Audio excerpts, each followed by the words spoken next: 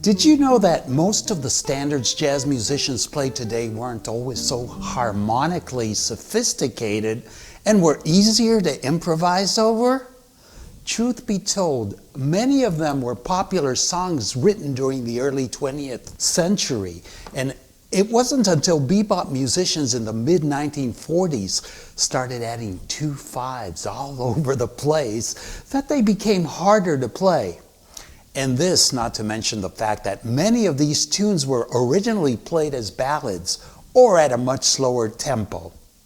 So if you are starting out with jazz improvisation, stick with me because in this lesson, I am going to show you how to simplify jazz progressions in order to make them easier to improvise over.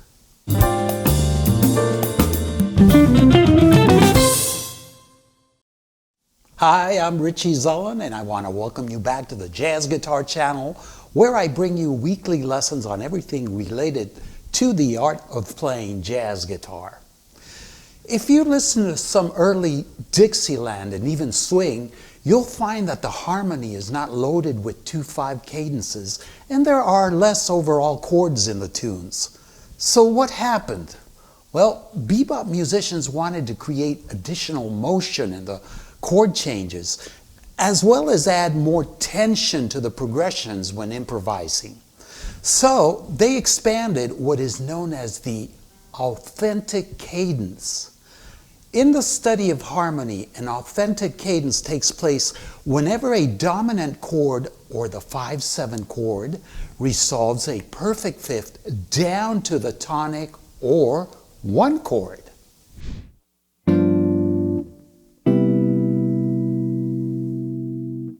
This is the shortest and most direct way to imply a key center, whether it is permanent or temporary.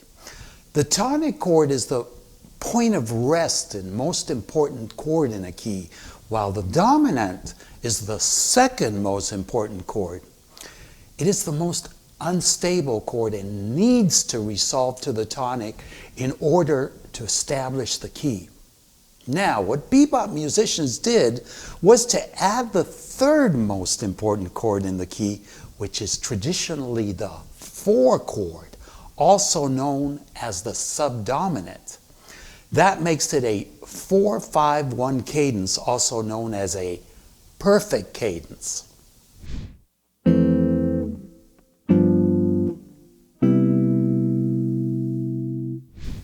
However, bebop musicians took it a step further.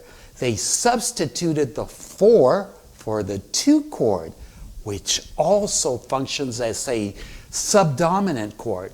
So as a result, 2/5-1 instead of 4/5-1 became the perfect cadence in jazz.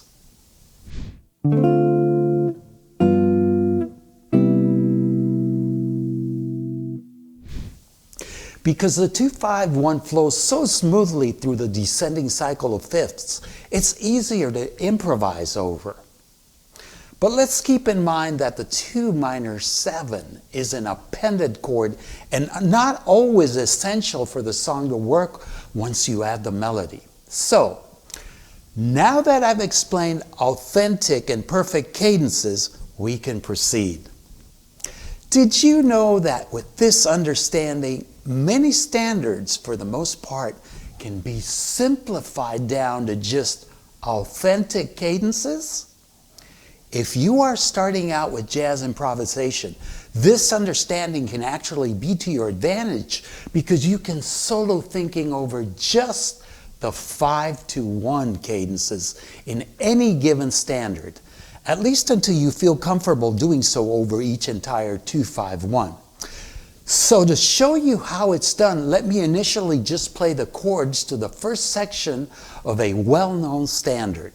However, I am not going to play the progression as normally played, but instead I'm going to get rid of all the 2s in the 2/5-1 cadences and just play the 5-1 portions.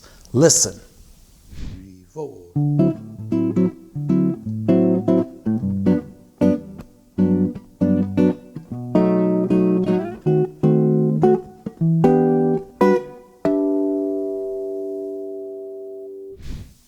For those of you that didn't recognize it, here it is again with the 2 5s.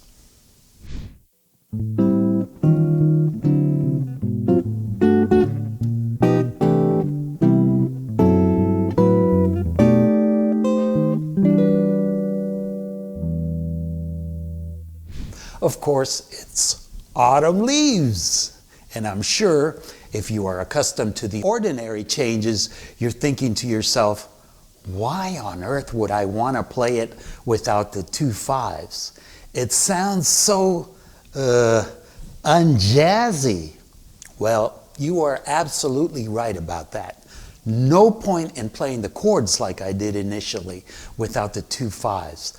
Nonetheless, did you know that if someone else is playing the full chord progression while you solo, and you improvise over just the authentic cadence portion of each 2-5-1, it won't sound bad. This is how the concept works. Whenever you have any kind of 2-5-1, just start improvising over the 5-7 during the initial segment that pertains to the 2 minor 7. So you can hear the effect. Let me improvise against the regular changes. Keep in mind, though, that I'm not going to think over each 2 minor 7 chord. Instead, I'm going to anticipate the 5-7 chord during each 2 minor 7 and then simply resolve it to the chord that follows a perfect 5th down. And you will see the chord changes on the screen. Note that so you can visualize all the cadences, 2 5s are enclosed in parentheses, and 5-7s, that is dominants, resolving a perfect 5th down, display a resolution arrow. Listen. 1, 2, 3, 4.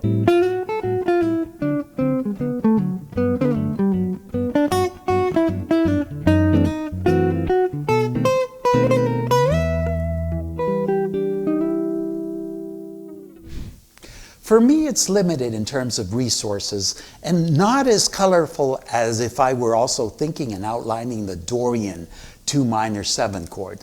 But then again, it's not bad. That's because the dominant scale which I'm playing has all the same notes in it as that of its related 2 minor 7. So it's all in how you use and think of the notes when playing over a 2-5. Now, let's do the same with another well-known standard so you can see that this isn't something you can only do on autumn leaves. As a matter of fact, after this, I am going to show you how you can even simplify something as complex as giant steps. But first, let me say that this should be something temporary while you're starting out. You should definitely be striving to ultimately play and think over any entire 2-5-1 cadence.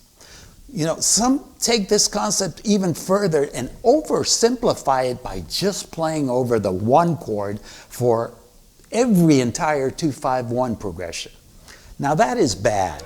It eliminates harmonic motion and with it the tension and release which establish the tonality. So please don't take it to that extreme. So let's see if you can recognize this tune's chord progression without the 2 5s.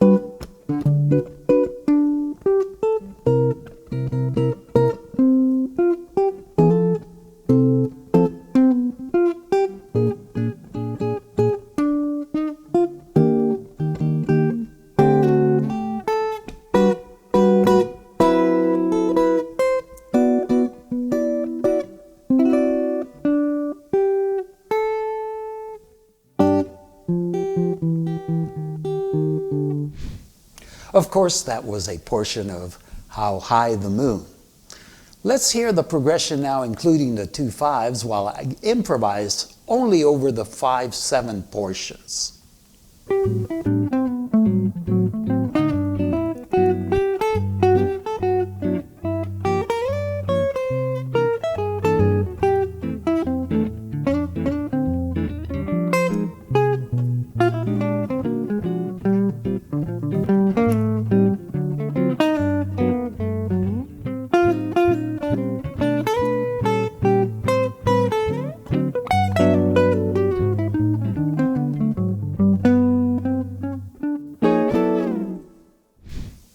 I recently posted a video lesson on Coltrane changes and explained them in the context of countdown, which is based, as many of you know, on tune-up.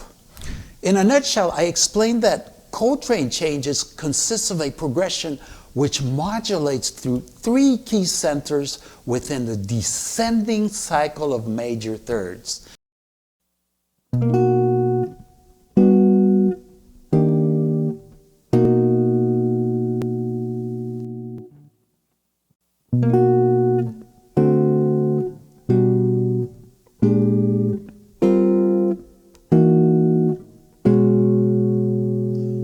This makes it a lot easier to improvise if you understand the principle, that is, where all the target major 7th chords are in the cycle, that is, then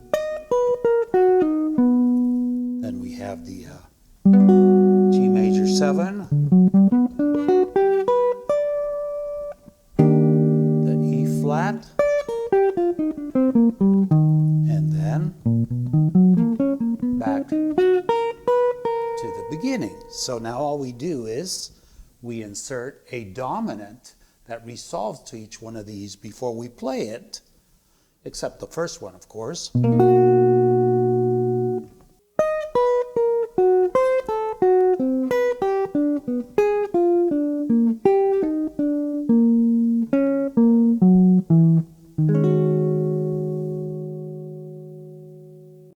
So, what did you think? Was this helpful? Please leave me a comment, and if this is your first time on the Jazz Guitar channel, consider subscribing, and don't forget to click on the bell notification icon so you won't miss any of my upcoming lessons. Stay safe, and see you in the next video.